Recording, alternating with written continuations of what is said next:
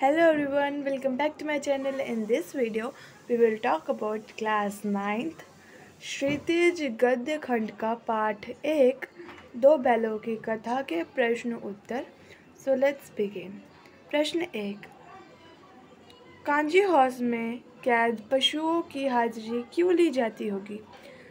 Kanji house में कैद पशुओं की हाजिरी इसलिए ली जाती होगी जिससे पकड़े गए पशुओं का पूरा ध्यान रखा जा सके और ये देखा जा सके कि कहीं कोई जानवर भाग न गया हो, कोई किसी जानवर को लेकर तो ना चला गया हो. प्रश्न 2.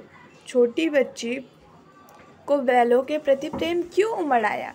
भैरों की छोटी बच्ची की माँ मर गई थी. पहली बार जब उस बच्ची ने हीरा और मोती को विवश, परेशान और दुखी देखा, उनकी बेबसी बंधन को उसने अपनी बेबसी और बंधन माना, अतः छोटी बच्ची की पीड़ा देख उनके प्रति प्रेम उमड़ आया.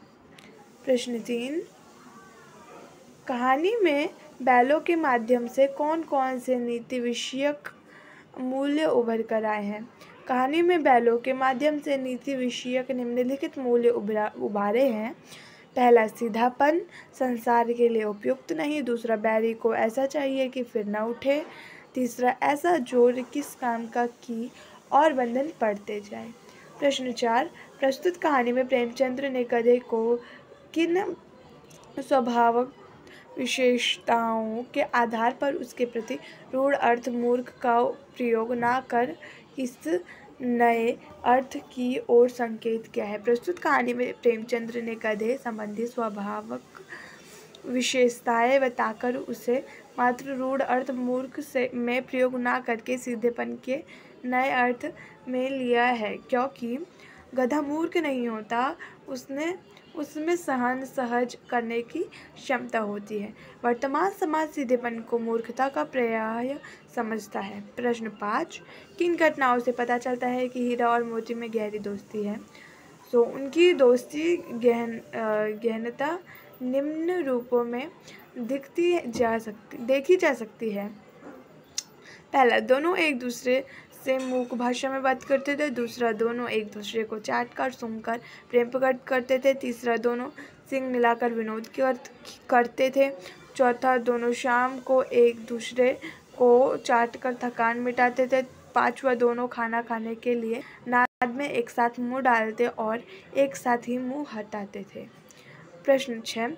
लेकिन औरत जात पर सिंग चलाना मना है, यह भूल जाते हो? हीरा के इस कथन के माध्यम से स्त्री के प्रति प्रेमचंद्र की दृष्टिकोण को स्पष्ट कीजिए.